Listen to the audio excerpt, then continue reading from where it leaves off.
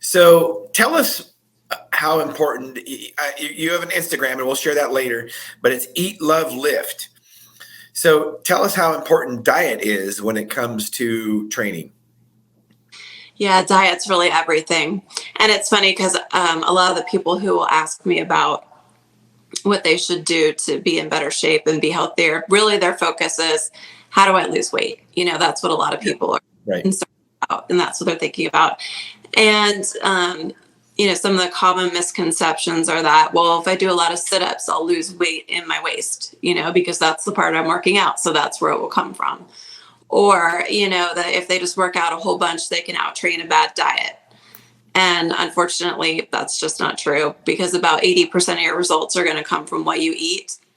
So diet is everything. And then, you'll see people say, okay, well, I want to lose weight, so I'm just going to cut a bunch of calories.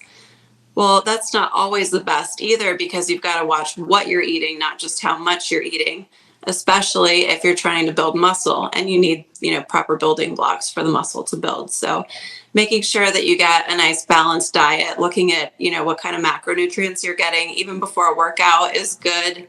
And then recovery afterwards. So it makes a difference. Well, one of the things that I like to tell people about diet is that, we have to eat to live. We cannot go without eating, but we can go without lifting or running or exercise. We can go without exercise. I'm not going to say it's not going to make us healthier, but we won't die if we don't exercise. So diet trumps exercise. And even when you look at the top caliber athletes, whether it be endurance athletes or whether it be a bodybuilder, their main focus, like you said, even you said 80% of it is diet, and maybe you're talking about the average person, but I think even with a high caliber athlete, or maybe even more so, more than 80% is probably diet. What are your thoughts there? Yeah, I mean, definitely, especially if you're looking to develop a lot of power and really building the muscle. Yeah, and more of it could be there. I think that diet is maybe it's my opinion, but maybe a little harder to change than working out. Like sticking in a workout, that might be a little easier than having to say, gosh, I can't have chocolate cake every day anymore. Like that, to me, the sticking in, okay, well, I'll run so I can still have my cake, but it just doesn't work that way.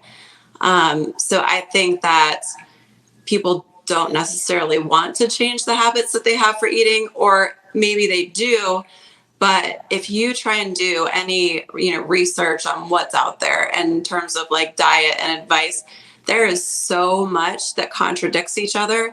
It is so confusing. So like, let's say you have somebody who's like, okay, I get it. It's not just the training. I need diet. I need to support my body in putting on muscle or losing weight. And they're like, okay, let's see what I should do. And they research it. It's crazy. It's confusing. And, one study contradicts another study, and then you have to look at what kind of participants they used, who paid for the study to be done. There's just so much out there. So it's a lot. It's kind of overwhelming.